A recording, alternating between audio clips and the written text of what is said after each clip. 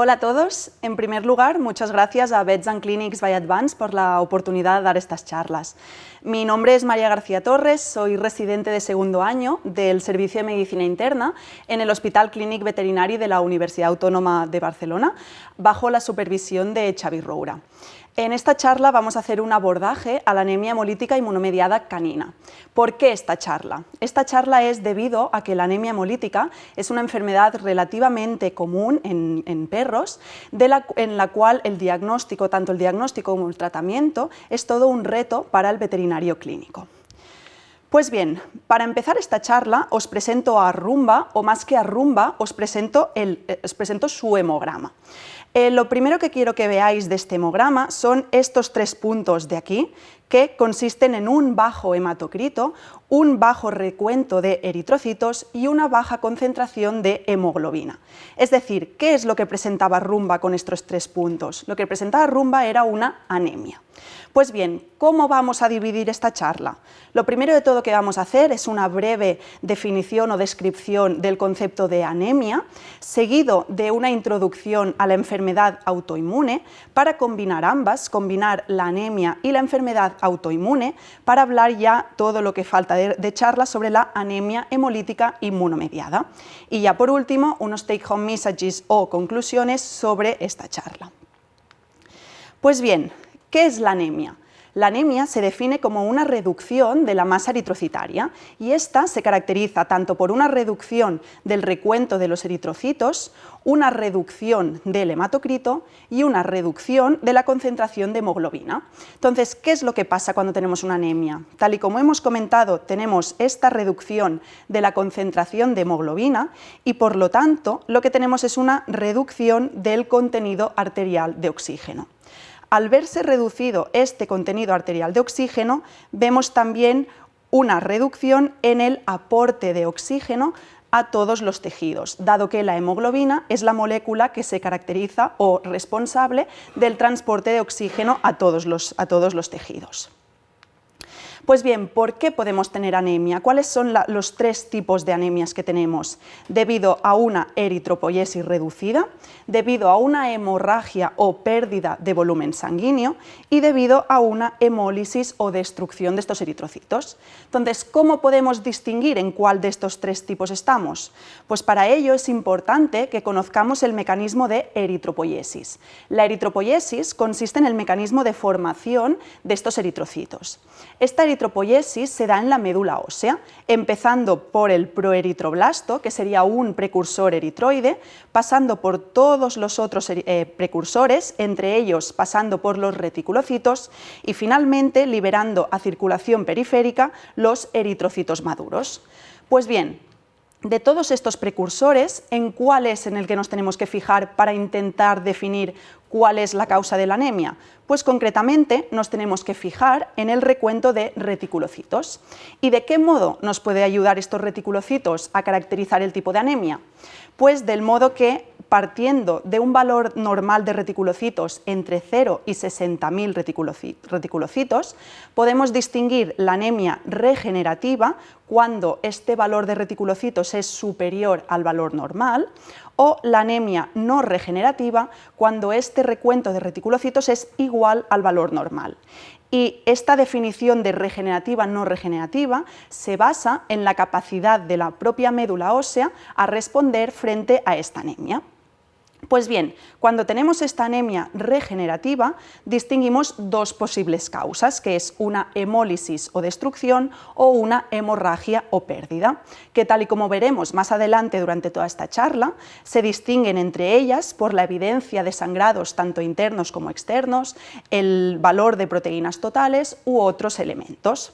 Lo que es muy importante tener en cuenta es que esto no es así de forma matemática, sino que se requiere más o menos de 2 a 5 días para que se desarrolle la reticulocitosis, de modo que en fases muy iniciales de un proceso tanto hemolítico como hemorrágico, en el cual nos esperaríamos una respuesta regenerativa, puede ser que aún no haya dado tiempo a que aparezcan estos reticulocitos, de modo que en fases muy iniciales de alguno de estos dos procesos nos podemos encontrar con una anemia no regenerativa.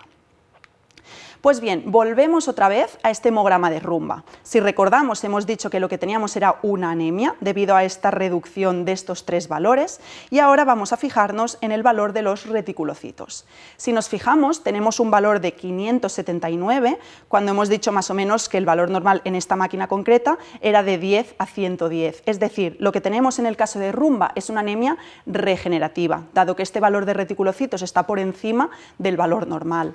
Y tenía Rumba una hemólisis o una hemorragia. Tal y como vamos a ir viendo también más adelante, concretamente lo que tenía Rumba era una anemia hemolítica. Entonces, ¿por qué podemos tener esta anemia hemolítica? Podemos tener anemia hemolítica no inmunomediada, en la cual el sistema inmunitario no interviene en absoluto en la destrucción de estos eritrocitos. Es como consecuencia el efecto directo de tóxicos, infecciones, síndromes de fragmentación eritrocitaria, etc. Después también tenemos la anemia hemofagocítica, que es característica de procesos neoplásicos, tales como el sarcoma histiocítico. Y por último, la anemia hemolítica inmunomediada, en la cual, aquí sí, el sistema inmunitario es el responsable de la hemólisis de estos eritrocitos. Y este va a ser concretamente todo la base o en lo que se va a basar nuestra charla. Pues bien, para ello vamos a hacer una pequeña introducción a esta enfermedad autoinmune. Para conocer la enfermedad autoinmune, lo que es muy importante es conocer al propio sistema inmunitario. ¿Qué es el sistema inmunitario? El sistema inmunitario es el encargado de distinguir aquellos elementos propios de los elementos ajenos y se basa básicamente en la tolerancia a estos elementos propios y en cambio la destrucción a los elementos ajenos. De modo que cuando alguno de estos mecanismos falla, lo que hay es una destrucción a los elementos propios y produciendo así la enfermedad autoinmune. Estas enfermedades autoinmunes son enfermedades relativamente frecuentes que se dan aproximadamente en el 5% en medicina veterinaria. Estas enfermedades autoinmunes se basan sobre todo en esta pérdida de tolerancia a los elementos propios, pues la tolerancia se podría definir como la supresión de los linfocitos autorreactivos, es decir, estos linfocitos que reaccionan frente a elementos propios. Y esta tolerancia se puede dividir en dos tipos: la tolerancia central, que es la característica de fases embrionarias, y la tolerancia periférica. Pues bien, aquí tenemos un breve esquema. Lo que tenemos es que los linfocitos se originan en médula ósea. Entonces, estos linfocitos, concretamente los linfocitos T, migran hacia el timo. Y en el timo lo que hace es... En el timo lo que se produce es una serie, estos linfocitos empiezan a desarrollar receptores en su superficie, algunos receptores que reaccionan frente a moléculas propias y en cambio algunos receptores que reaccionan frente a moléculas ajenas. Entonces, estos receptores son testados mediante unas moléculas de presentación de antígeno, unas células presentadoras de antígeno, que llevan en su superficie algunas moléculas propias y algunas moléculas ajenas. Entonces, ¿qué es lo que pasa? Que aquellos linfocitos T que llevan en su superficie receptores contra elementos propios sufren un proceso de selección negativa y estos son eliminados mediante un proceso de apoptosis. En cambio, únicamente aquellos linfocitos T que llevan en su superficie receptores que reaccionan frente a elementos ajenos son los que sufren un proceso de selección positiva. ¿Cuál es el problema? Que esto no es perfecto al 100% y hay algún linfocito T que reacciona frente a elementos propios que se escapa de este mecanismo de tolerancia central y entonces es cuando pasa al mecanismo de tolerancia periférica. ¿En qué consiste este mecanismo? Básicamente, aquellos linfocitos T que se han escapado, aquellos linfocitos autorreactivos, son regulados mediante las células T reguladoras. Y estas células T reguladoras lo que hace es producir algunas citoquinas a circulación, que lo que hace es bloquear al desarrollo o seguir el desarrollo de estos linfocitos T autorreactivos. De modo que es la combinación de la tolerancia central junto a la tolerancia periférica la que permite que no se eliminen a circulación linfocitos T autorreactivos. ¿Cuál es el problema? Que si vemos es todo una vía muy larga y esta vía en algún momento nos podría llegar a fallar. Entonces es en este punto cuando se desarrollan las enfermedades autoinmunes. Si nos fijamos en toda esta vía, hay distintos genes que intervienen, de modo que alguna alteración en estos genes podrá desarrollar estas enfermedades. Es por eso que se considera que en las enfermedades autoinmunes la genética juega un papel importante. Aún así, esta genética no es el único papel importante, sino que realmente se ve combinada con otros factores que son los factores ambientales. Y es por eso que se considera que la enfermedad autoinmune no hay una etiología única, sino que se considera una enfermedad de patología multifactorial, o sea, de origen multifactorial. Estas enfermedades autoinmunes pueden afectar a distintos órganos de forma sistémica, endocrina, dermatológicas, neurológicas, etc. Y entre ellas también tenemos las hematológicas, y es en estas hematológicas donde nos encontramos con la anemia hemolítica inmunomediada, que es a partir de ahora lo que vamos a ir explicando poco a poco. Bien, ¿qué es la anemia hemolítica inmunomediada? Primero de todo, es la enfermedad autoinmune más frecuente en el perro y consiste en una pérdida de tolerancia hacia los antígenos de los eritrocitos, de modo que se producen una serie de autoanticuerpos frente a estos eritrocitos y por lo tanto una hemólisis de estos. Entonces, ¿cuáles pueden ser los antígenos frente a los cuales se desarrollan estos autoanticuerpos? Los principales antígenos diana son antígenos de superficie eritrocitaria, tales como moléculas de intercambio aniónico, algunas glicoporinas de la membrana eritrocitaria o proteínas del citoesqueleto. Entonces, ¿qué es lo que pasa? Aquí tenemos los eritrocitos frente a los cuales se desarrollan autoanticuerpos. Entonces, estos autoanticuerpos tienen dos maneras de actuar. Una de ellas es colocándose en la superficie de los eritrocitos y activando de este modo al sistema del complemento. Entonces, el complemento, en unirse a estos eritrocitos, desarrolla toda una serie de cascada que acaba mediante la eritrolisis o hemólisis. Este mecanismo es el que se conoce como eritrolisis mediada por el complemento. Por otro lado, pero, tenemos otro mecanismo de actuación que sería partiendo de los eritrocitos, partiendo del desarrollo de autoanticuerpos. Estos autoanticuerpos se localizan en la superficie eritrocitaria, pero estos autoanticuerpos, en lugar de activar aquí al sistema del complemento, lo que hace es atraer a células del sistema hemofagocítico, tales como los macrófagos, que lo que hace es opsonizar a estos eritrocitos, llevarlos hacia médula, hacia bazo o hígado y allí ser fagocitados.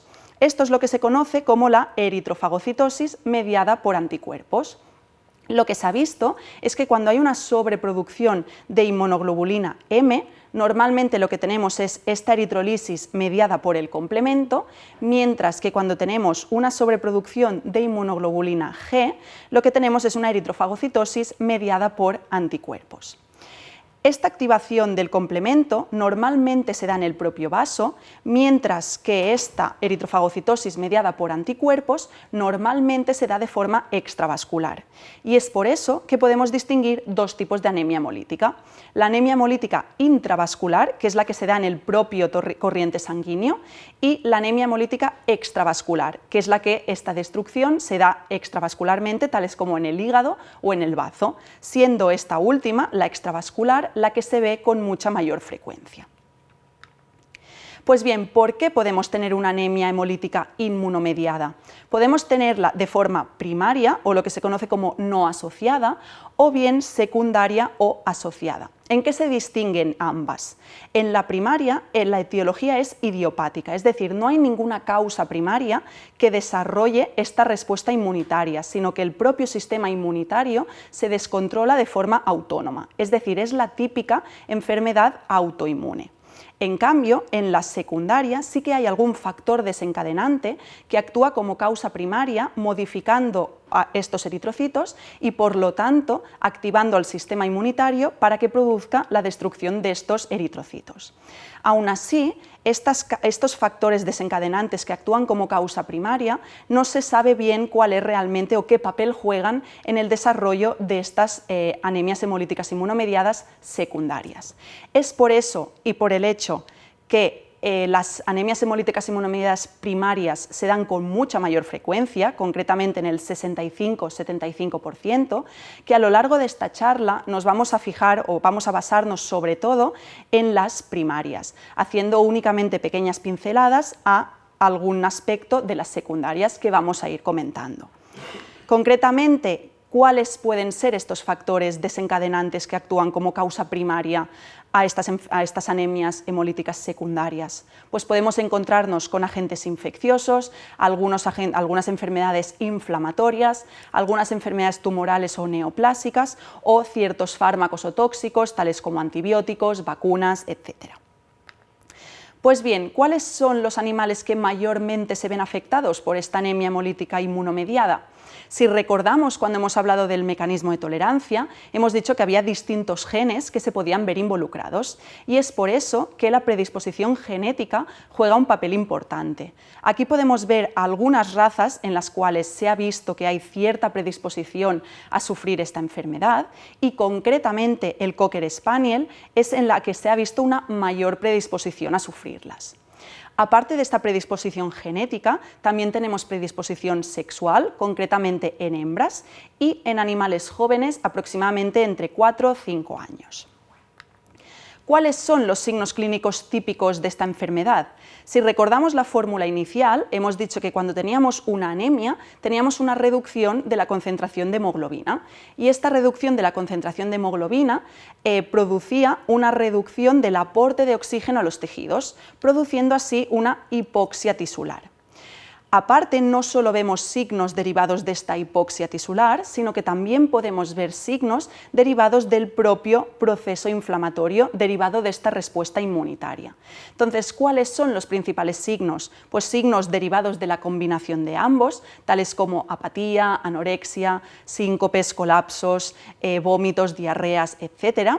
Y en el examen físico general normalmente podemos ver signos derivados de una hipoperfusión, tales como taquicardia, taquipnea, mucosas pálidas o incluso ictéricas y fiebre.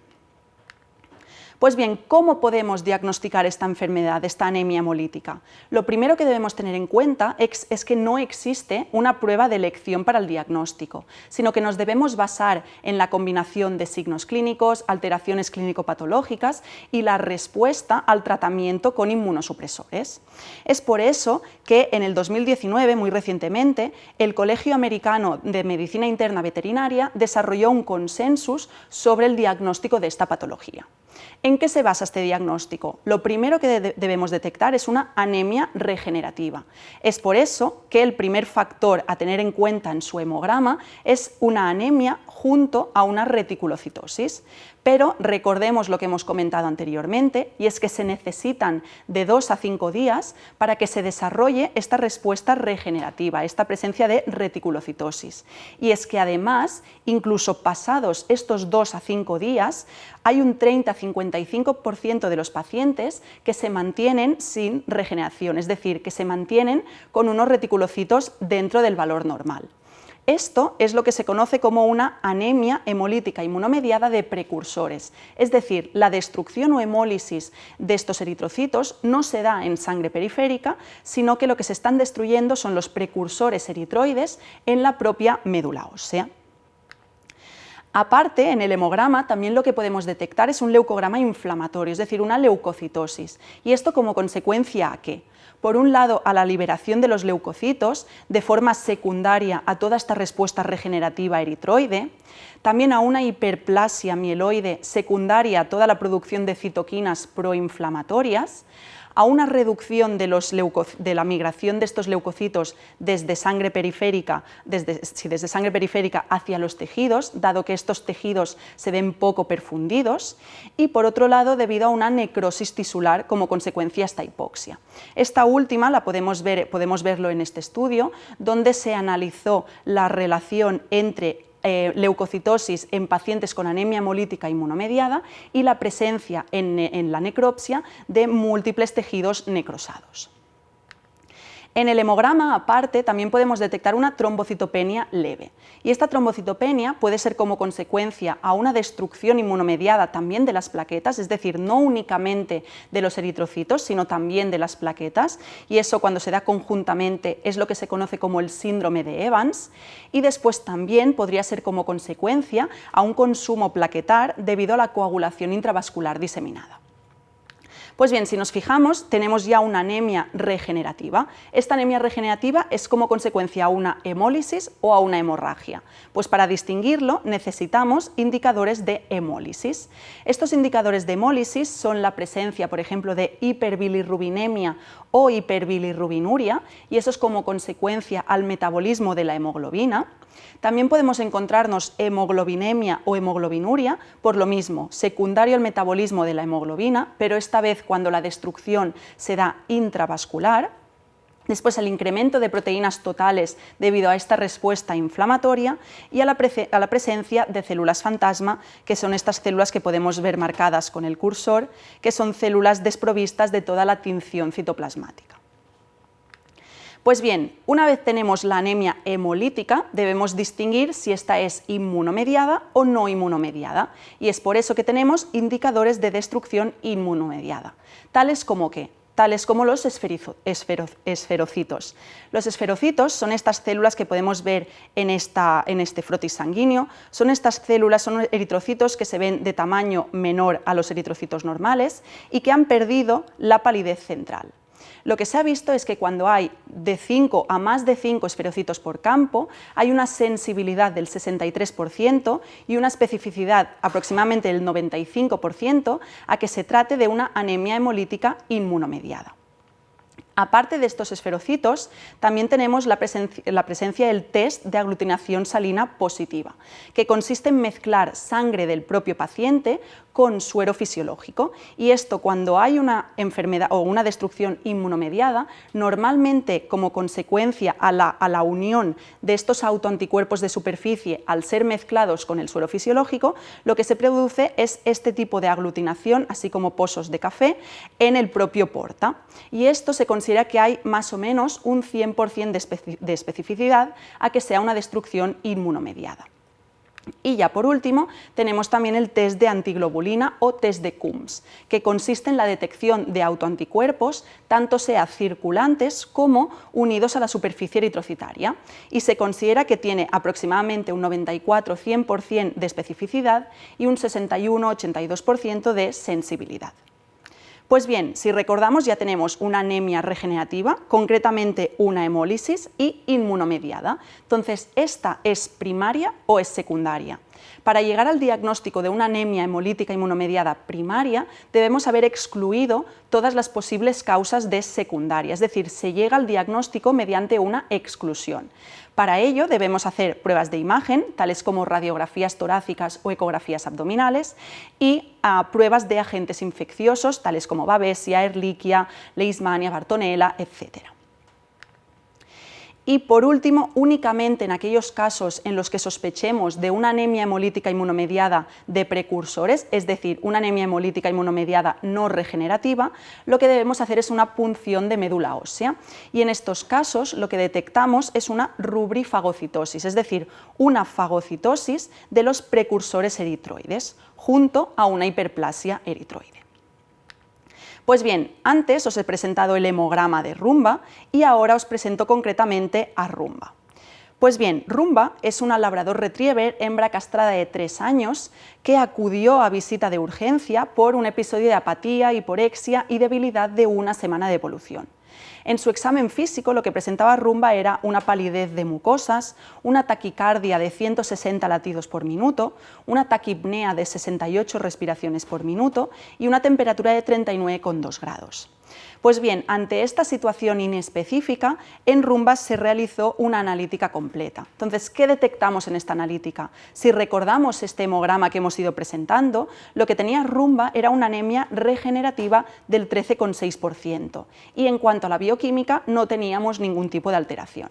Entonces, Rumba, ¿qué tenía? Una anemia regenerativa. ¿Era esta una hemólisis o era esta una hemorragia?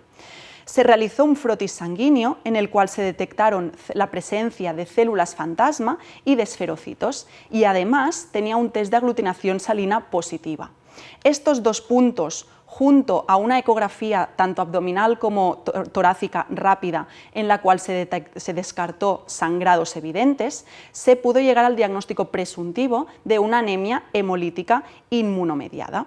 ¿Y esta anemia hemolítica inmunomediada era primaria, es decir, autoinmune, o era secundaria a algún factor desencadenante? Para ello, lo que se realizó fue una ecografía abdominal completa, una radiografía de tórax, ambas sin alteraciones, y pruebas de infecciosas tales como el SNAP test 4DX, que salió negativo, una serología de Leishmania, que salió también negativa, y una PCR de Babesia, también negativa. Así pues, con todas estas pruebas, lo que detectamos o lo que llegamos a diagnosticar en Rumba era una anemia hemolítica inmunomediada primaria. Pues bien, ¿cómo tratamos a Rumba o cómo podemos tratar los pacientes que se encuentran en la misma situación que Rumba? Lo primero que debemos tener en cuenta es que es muy importante distinguir si estas anemias hemolíticas son primarias o son secundarias, dado que a veces cuando tenemos una secundaria, únicamente tratando el factor desencadenante, podemos resolver esta situación sin necesidad de atacar tan fuerte al sistema inmunitario. En el resto, ¿cuál es la base del tratamiento? El tratamiento se basa en un tratamiento de soporte, un tratamiento inmunosupresor y un tratamiento antitrombótico. Así como os he comentado que existía un consenso para el diagnóstico de esta anemia hemolítica, también en el mismo 2019, el mismo Colegio Americano de Medicina Interna Veterinaria desarrolló también un consenso sobre el tratamiento de esta patología. Pues bien, empezamos con el tratamiento de soporte. ¿En qué se basa este tratamiento de soporte? Se basa básicamente en la transfusión sanguínea. ¿Y por qué se necesita una transfusión? En esta fórmula podemos ver la razón matemática del por qué las hipoxias derivadas de una anemia se resuelven mediante la transfusión y no mediante el aporte extra de oxígeno. Y es que si nos fijamos, la presión arterial de oxígeno va unida a un factor muy pequeño, del 0,003, y en cambio la concentración de hemoglobina va unida a un alto factor de 1,34, de modo que para incrementar la concentración arterial de oxígeno y por lo tanto incrementar el aporte de oxígeno a los tejidos, debemos incrementar esta concentración de hemoglobina, y en esto es en lo que se basa la transfusión sanguínea. Y es básicamente una transfusión de sangre completa o de concentrado de eritrocitos.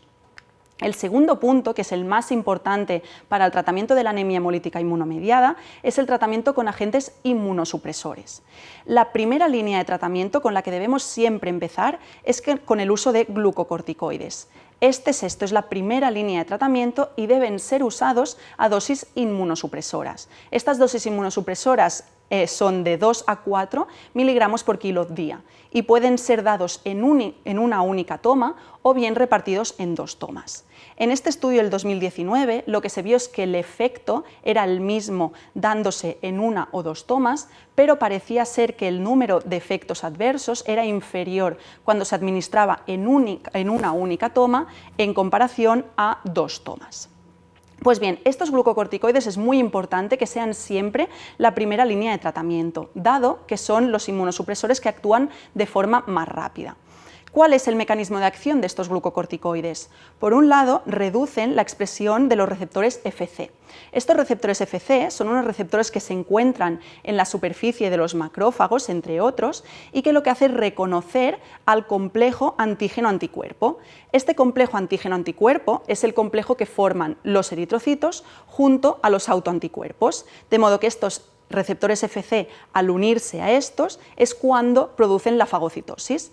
Entonces, en reducir la expresión de estos receptores Fc, lo que reducimos es la posibilidad de fagocitosis a este complejo antígeno-anticuerpo. Por otro lado, aparte de esta reducción de los receptores, estos glucocorticoides también actúan mediante una reducción a la producción de estos autoanticuerpos. Después también inhiben al complemento, que si recordamos también era uno de los factores importantes para el desarrollo de esta hemólisis. Y por último, reducen la síntesis de citoquinas proinflamatorias. Pues bien, siempre se empieza como primera línea con estos glucocorticoides, hay un porcentaje de animales que responden únicamente a estos glucocorticoides, pero en cambio hay algún caso, un porcentaje de animales que no te responde a esta primera línea con glucocorticoides y es cuando debes usar segundos inmunosupresores. ¿Cuándo concretamente debemos usar estos segundos inmunosupresores? Cuando ya en presentación tenemos signos clínicos consistentes con una enfermedad grave, Cuando aplicamos glucocorticoides y aún con los glucocorticoides tenemos una caída de 5 puntos del hematocrito en aproximadamente unas 24 horas, cuando aún con el tratamiento con glucocorticoides pasados más o menos 7 días de tratamiento seguimos requiriendo de tratamiento con transfusión sanguínea y por último cuando la anemia la tenemos bastante bien controlada pero nos aparecen efectos adversos derivados del uso de estos glucocorticoides. Es en estos casos cuando estará justificada el uso de estos segundos inmunosupresores y concretamente ¿qué segundos inmunosupresores tenemos? Pues podemos usar el micofenolato de mofetil, la ciclosporina, la zatioprina o el loflunomide. Lo que se ha visto es que no hay ningún estudio que evalúe la superioridad de un fármaco frente al otro, de modo que es la experiencia clínica, la posología, los efectos adversos, cada paciente el que nos hará usar uno u otro, pero teniendo en cuenta que no hay una superioridad clara de uno respecto al otro. Siguiendo también con este papel inmunosupresor, tenemos otros posibles tratamientos, como por ejemplo el uso de inmunoglobulinas. Estas inmunoglobulinas en medicina humana se han usado en el tratamiento de inmunodeficiencias, pero también en el tratamiento como inmunomodulación. Concretamente, por ejemplo, en la trombocitopenia inmunomediada, que fue el primer uso. En medicina veterinaria, estas han sido usadas únicamente como inmunomoduladoras en tratamientos de patologías tales como anemia hemolítica inmunomediada, trombocitopenia, síndrome de Evans, etc. ¿Cuál es el principal problema de estas inmunoglobulinas? Por un lado, la evidencia, y es que no existe ningún estudio en veterinaria que evalúe la eficacia de este tratamiento. Por otro lado, el precio, y es que son fármacos muy caros. Y por último, la disponibilidad, y es que es difícil en el mundo de la veterinaria acceder a este tipo de fármaco. Relacionada también con la inmunosupresión tenemos la esplenectomía. ¿Y en qué se basa esta esplenectomía? Si recordamos, hemos dicho que teníamos la anemia intravascular y la extravascular, siendo la extravascular la que se da con mayor frecuencia.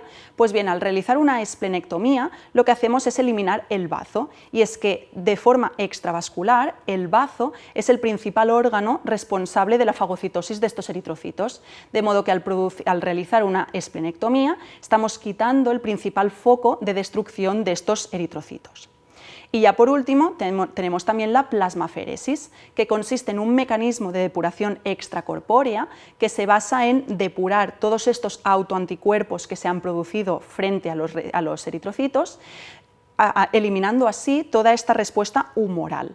Pero es que aparte también tenemos una reducción de la respuesta celular, y es que en eliminar o intentar depurar todos estos autoanticuerpos, todas las células inflamatorias responsables de esta hemólisis, tales como macrófagos, linfocitos, etc., son mucho más sensibles al uso de fármacos citotóxicos, tales como segundos inmunosupresores o glucocorticoides. Lo que debemos tener en cuenta es que tanto las inmunoglobulinas, esplenectomía como plasmaféresis no son nunca la primera línea de tratamiento, sino que serán únicamente usados en aquellos casos en los que, aun con tratamiento con glucocorticoides o segundos inmunosupresores, no consigamos una respuesta favorable. Es decir, son tratamientos de rescate. Dejando ya de lado la inmunosupresión, en la anemia hemolítica también es muy importante los fármacos con antitrombóticos. ¿Y esto por qué? Si recordamos la tríada de Virchow, en una anemia hemolítica inmunomediada, esta tríada está completamente alterada. Y es que por un lado tenemos una éstasis venosa como consecuencia de este flujo turbulento por la anemia, aparte tenemos una activación endotelial por sobreexpresión del factor tisular y un estado hipercoagulable derivado de una activación o sobreactivación de las plaquetas e incremento de todas las proteínas procoagulantes y en cambio reducción de las anticoagulantes. Entonces, si combinamos esta alteración de la tríada de Virchow junto al tratamiento con glucocorticoides, que son fármacos que potencialmente nos pueden producir trombos, tenemos una alta predisposición en aquellos animales con anemia hemolítica inmunomediada a sufrir trombos. Y es por eso que debemos usar estos agentes antitrombóticos. Si recordamos la fisiología de los trombos, tenemos trombos arteriales y trombos venosos, siendo los venosos los que se ven con mayor predisposición en aquellos pacientes con anemia hemolítica. Estos trombos venosos son trombos que son ricos en fibrina y en cambio menos dependiente de las plaquetas. Es por eso que la primera línea de tratamiento deben ser los fármacos anticoagulantes, tales como heparina, derivados de la heparina o inhibidores del factor 10 como el rivaroxaban. Y estos se pueden ver combinados con antiagregantes plaquetares, tales como el clopidogrel o el ácido acetilsalicílico. Y ya por último, en cuanto a tratamiento, algunas terapias emergentes que son usados en humana, pero no en cambio en veterinaria, pero que valdría la pena investigar un poco sobre ello, son, por ejemplo, tenemos estas terapias emergentes. Por ejemplo, tenemos el clodronato liposomal. El clodronato liposomal es un bifosfonado que es fagocitado por los macrófagos y al ser fagocitado por los macrófagos produce una apoptosis de estos, reduciendo así la población de macrófagos, que si recordamos es una célula muy importante para la fagocitosis y hemólisis de estos eritrocitos. ¿Cuál es el principal problema en veterinaria? Por un lado, la eficacia, y es que no existe ningún estudio que evalúe la eficacia en medicina veterinaria, y por otro lado, la disponibilidad, y es que este fármaco no está disponible para el uso veterinario. Por otro lado, tenemos los anticuerpos monoclonales, tales como el rituximab, que consistiría en la tercera línea de tratamiento en la anemia hemolítica inmunomediada en humanos. Este rituximab es un anticuerpo monoclonal que va dirigido hacia el CD20 y este CD20 es el encargado de la citotoxicidad mediada tanto por anticuerpo como por complemento, que si recordamos eran los dos factores principales para el desarrollo de esta hemólisis. ¿Cuál es entonces, al reducir esta citotoxicidad mediada por anticuerpo, al bloquear este CD20, reducimos por lo tanto toda esta tendencia a la hemólisis? ¿Cuál es el principal problema de este rituximab? Pues es que este es específico para el CD20 humano y por lo tanto no tiene efectividad para el CD20 veterinario. Y es por eso que está en estudio el desarrollo de estos anti-CD20 humano, pero que hasta la fecha se ha estudiado únicamente para el tratamiento del linfoma canino, no para la anemia hemolítica. Y ya por último, en cuanto a terapias emergentes, tenemos los inhibidores del complemento, tales como el inhibidor C1, que lo que hace es bloquear todo aquel mecanismo de activación de la cascada de coagulación y hemólisis como consecuencia. Pues bien, ¿cómo tratamos nosotros concretamente a Rumba? Si recordamos, Rumba acudió el día 0 con signos de hipoperfusión derivados de esta anemia. Entonces, lo primero que hicimos fue una transfusión de una unidad de concentrado de eritrocitos y a partir de aquí empezamos con el tratamiento para esta anemia hemolítica. ¿Qué hicimos? Empezamos con el tratamiento de primera línea inmunosupresor, como son los glucocorticoides, con metilprednisolona a 2 miligramos por kilo cada 12 horas, combinado con clopidogrel como antitrombótico. Aparte, en el caso de Rumba, añadimos también doxiciclina y una única dosis de dipropionato de imidocarb. ¿Por qué dimos estos dos tratamientos? Por un lado, hemos dicho que el test 4DX nos salió negativo, pero cuando tenemos una erliquiosis aguda, estas erliquiosis agudas pueden estar produciendo una hemólisis, pero que en cambio no hayan aún seroconvertido y nos den falsos negativos. Y por otro lado, el dipropionato de imidocarb como tratamiento a una babesia lo dimos dado que hicimos el test o hicimos la PCR de babesia, pero esta tardaba unos cuantos días en tener el resultado. Entonces, dado que Rumba era un paciente al que íbamos a inmunosuprimir, tuvimos que tratar estos dos posibles agentes infecciosos para tenerlos cubiertos y que no empezaran a sobreexpresarse como consecuencia a la inmunosupresión. Pues bien, Rumba fue dada de alta el día 2 con un hematocrito que había pasado del 13% al 18%, pero acudió de nuevo otra vez de urgencias el día 5 con la misma sintomatología. En este caso se realiza de nuevo un hematocrito que nos sale a 13%, es decir, nos ha caído de un 18 a un 13% en pocos días. Dada la sintomatología que presentaba, Rumba en este punto se transfundió otra vez con un concentrado de eritrocitos, se mantuvo el tratamiento con metilprednisolona, doxiciclina y clopidogrel y dado que había bajado 5 puntos su hematocrito, añadimos un segundo inmunosupresor tal como el micofenolato de mofetil. Finalmente, Rumba fue dada de alta al día 9 con un hematocrito del 14%. Pero fue visitada de nuevo de urgencia el día 15 con exactamente la misma sintomatología y un hematocrito que nos había bajado al 11%.